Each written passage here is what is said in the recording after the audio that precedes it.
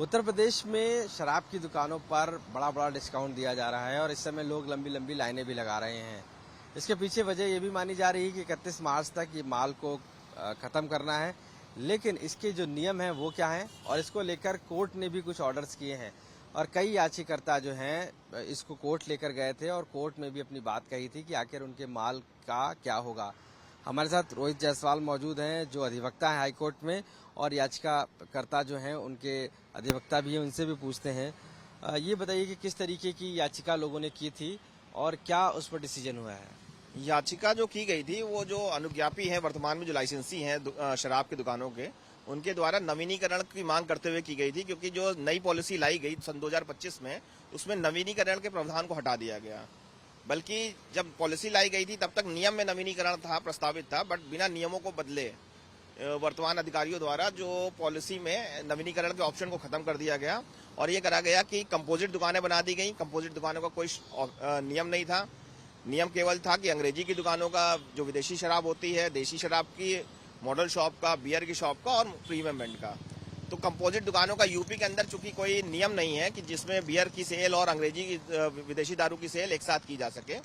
तो इसका ये पॉलिसी में लेकर के आ गया, बिना नियमों को चेंज किया और इसी के लिए इन्होंने नवीनीकरण का ऑप्शन खत्म कर दिया बिना नियमों को बदले। जब ये कोर्ट में गया तो कोर्ट में याचिकाएं फाइल होने के बाद में रातों रात नियम को बदला गया, नवीनीकरण के ऑप्शन को हटा दिया गया नियम से।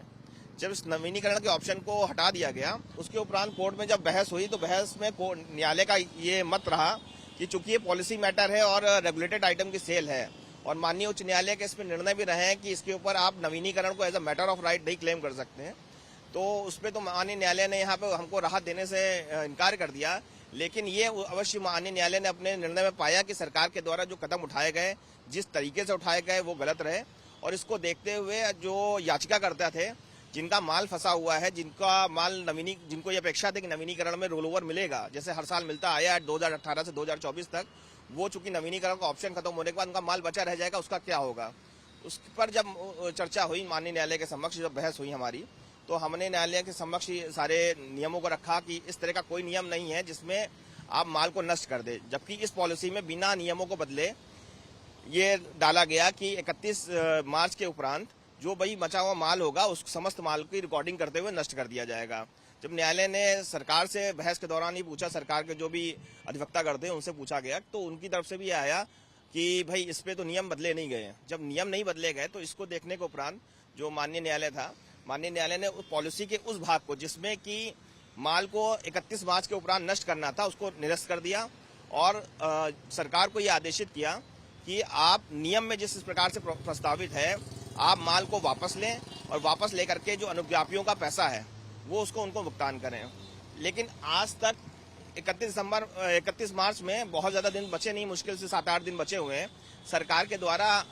लाइसेंसियों की इस असमंजस को दूर करने के लिए कोई भी प्रस्ताव नहीं लाया गया, ना ही उनको कोई रास्ता बताया गया कि 31 मार्च के बाद क्या होगा। अब विधिक दृष्टि से देखा जाए तो माननीय न्यायालय के आदेश के उपरांत और जैसा कि नियमों में भी दिया हुआ है, ये माल को नष्ट तो नहीं कर सकते। नष्ट करेंगे तो माननीय न्यायालय की अवमानना होगी और नियमों का भी उल्लंघन होगा। 31 मार्च के बाद में जो अनुज्ञापी है वो माल को रख नहीं सकता। अगर वो माल को रखेगा तो बिना लाइसेंस के रखेगा, जो कि अपने आप में अपराध होगा। तो अब इस असमंजस को बचाने के लिए अपना जो भी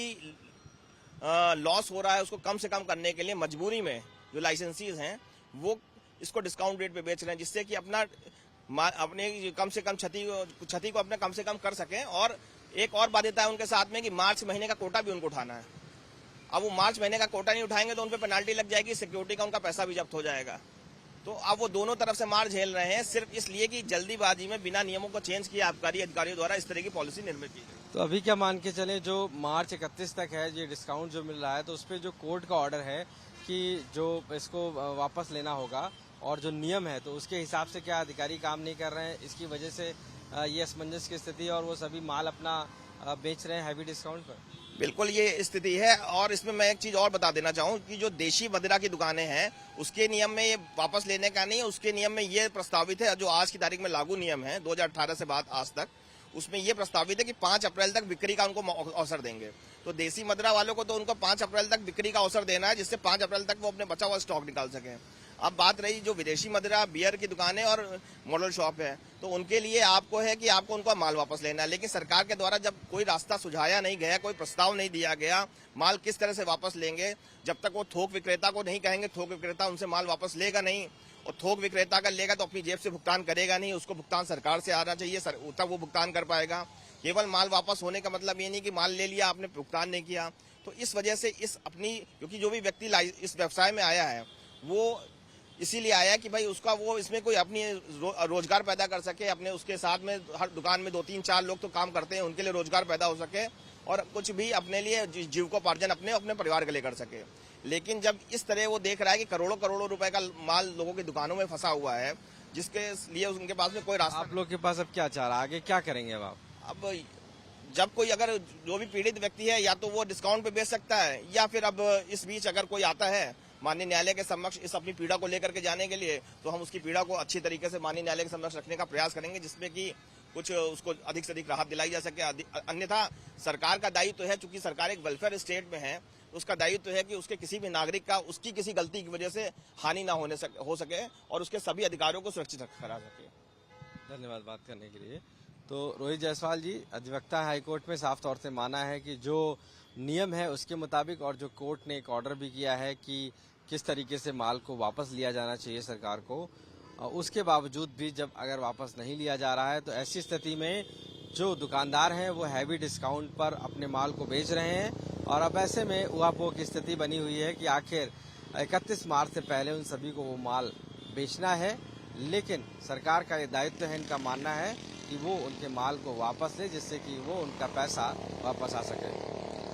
लखनऊ से कैमरा पर्सन संदीप दुबे के साथ आशीष श्रीवास्तव, आज तक।